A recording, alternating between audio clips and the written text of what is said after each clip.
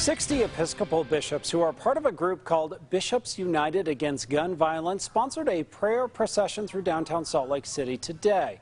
They're calling for the U.S. government to enact stricter laws for the purchase and possession of firearms. Fox 13's Kelly Kiter shows us.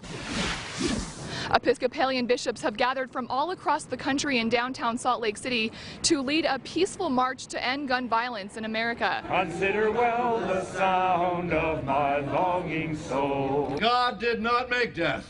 Nor does God delight in the death of the living. We're here in Salt Lake today to give witness for peace in a nation that knows too much about the epidemic of violence.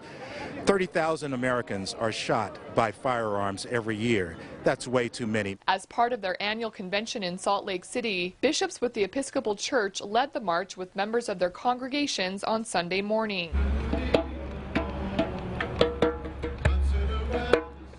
We have to stop this epidemic, so we're here for common ground, for people across the divides of political identification, liberal, conservative, rich, poor, black, white. We're all coming together to say we can put an end to this gun violence. People marched between the northwest corner of the Salt Palace Convention Center and Pioneer Park. Salt Lake resident Carolyn Tuft spoke. She was violently attacked in the Trolley Square Mall shooting in 2007 and watched as her attacker fatally shot her 15-year-old daughter. If we could prevent one child, if it was your child, it's enough, you know?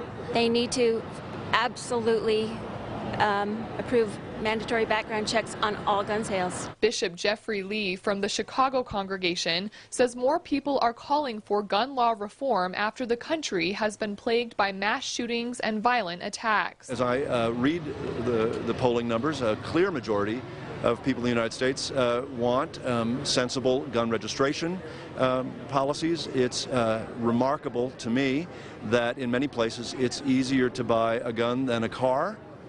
That seems odd, to say the least. The bishops are asking members of their congregation to work with their legislators to enact stricter laws for gun possession and licensing. In downtown Salt Lake City, Kelly Kiter, Fox 13 News, Utah. In a statement to Fox 13, Republican Representative Curtis Oda of Clearfield, who actively supports gun-carrying legislation, says while he thinks members of the Episcopal Church's intentions are good, he believes the strictness of gun laws in South Carolina motivated the shooter to take innocent lives. He says, in part, anti-gun laws actually plays into the hands of criminals. It argues that laws will stop bad people from committing their ill deeds when, in fact, they only restrict law-abiding citizens. Bad people simply ignore laws.